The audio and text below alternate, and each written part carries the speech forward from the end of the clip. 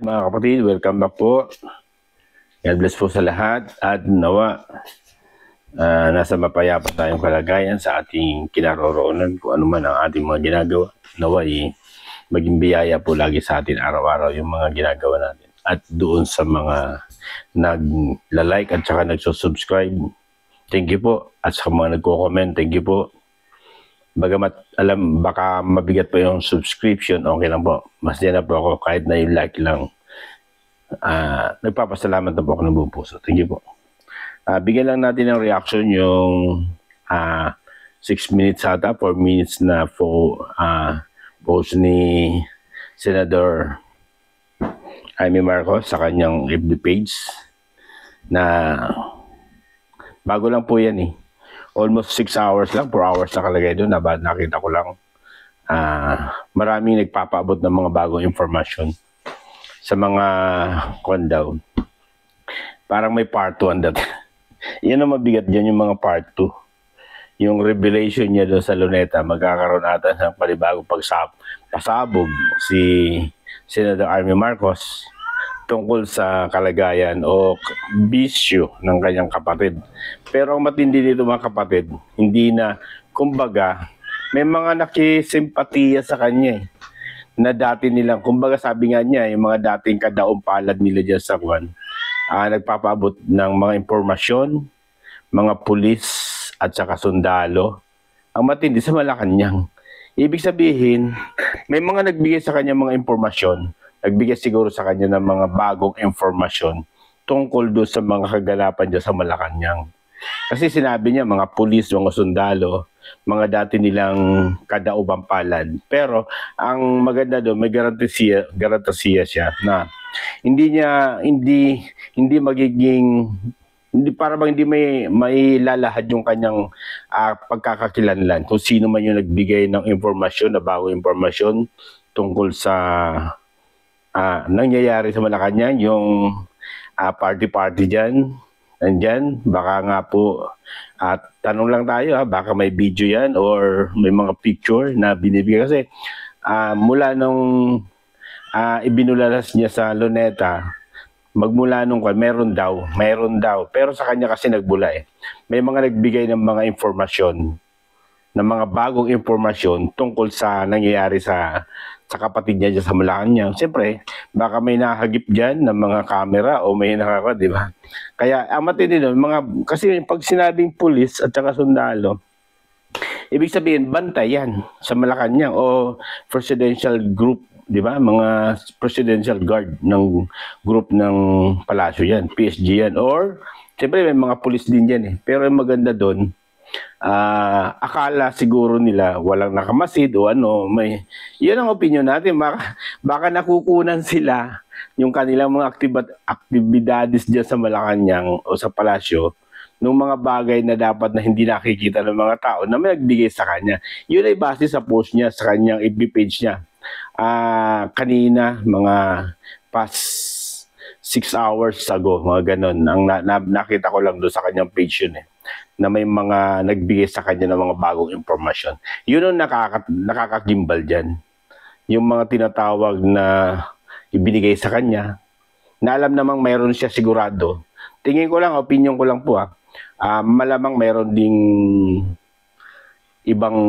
merong itinatago dyan si Senator Amy Marcos regarding doon sa mga revelasyon. Baka mayroon mo. Pero matindi doon, yun nga, may mga nagpaabot sa kanya ng mga bagong impormasyon na ipinasa raw po sa kanya, ibinigay. Kaya nga, ina-assure niya na hindi mahahayag yung sino man yung nagbigay na yon, na hindi mailalantad yung kanyang pagkakakilanlan at tatanawin niya raw po ng utang na loob. Hindi ko na binasa pero pakikita ko dito sa aking pauuna natin yung sinabi niya. Ipa-plug natin dito, ipopost natin dito kasama nung ating komentaryo regarding doon. Di mauna yung post ni Senador Amy Marcos. Mababasa nyo naman kung ano ang mga bagay na yun.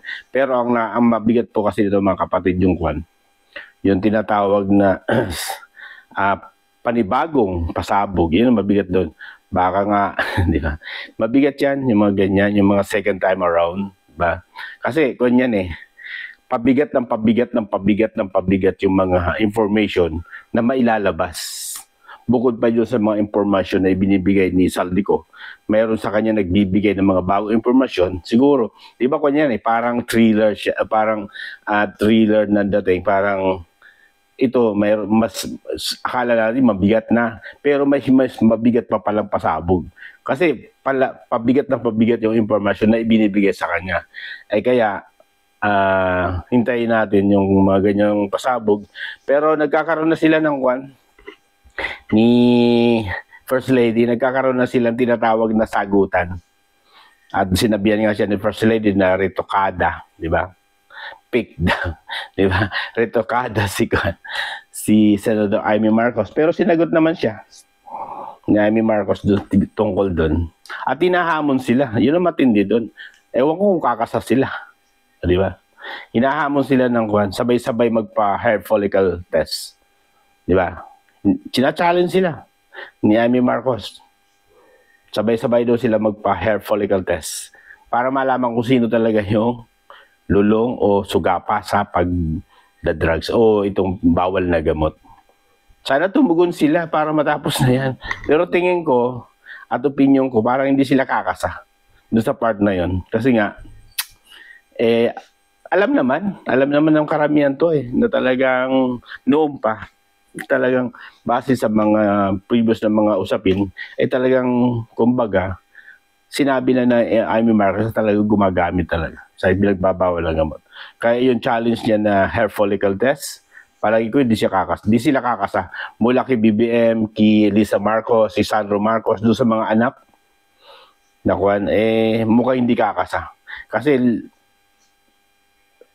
hindi natin sinasabing positibo, pero opinion ko lang, parang hindi siya kakasa. Kasi kaba ko sila dyan Pero para sa akin, kung talaga malinis yung mo, yung malinis yung sarili mo, kakasahan ko siya Kung talaga, nasa yan Kung talaga malinis ka, bakit hindi mo kakasahan? Kasahan mo siya.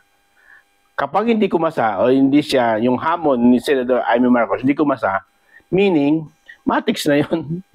Hindi naman tayo pinanganak kung kailan lang. Kaya, ang natin doon, kakasaba. O, di ba?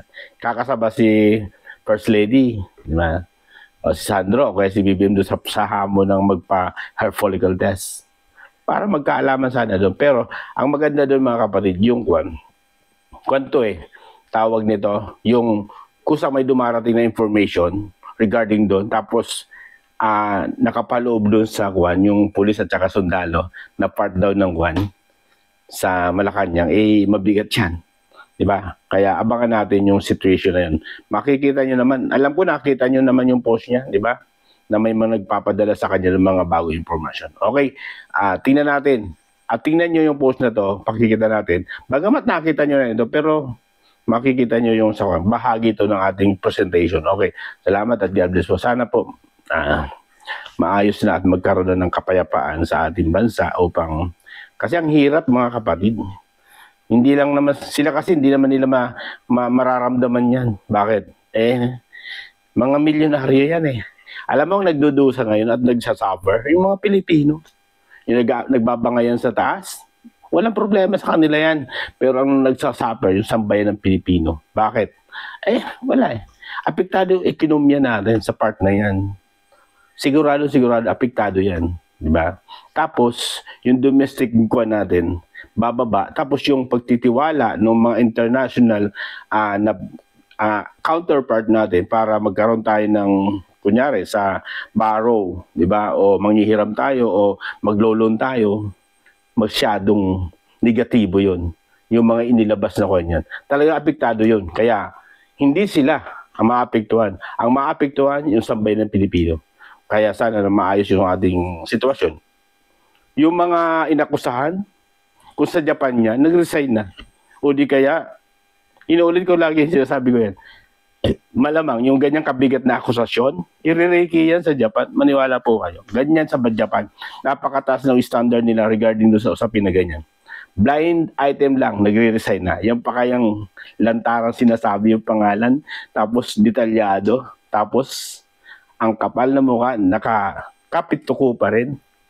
Ibang klase talaga yung kulturang Pilipino. Okay po, salamat po. Ingat po tayo lagi at nawa. Lagi ko pinapanalangin, sana matapos na po ito para maayos na po ang sambayan Pilipino para sa pag-unlad ng ating bayan. Salamat po.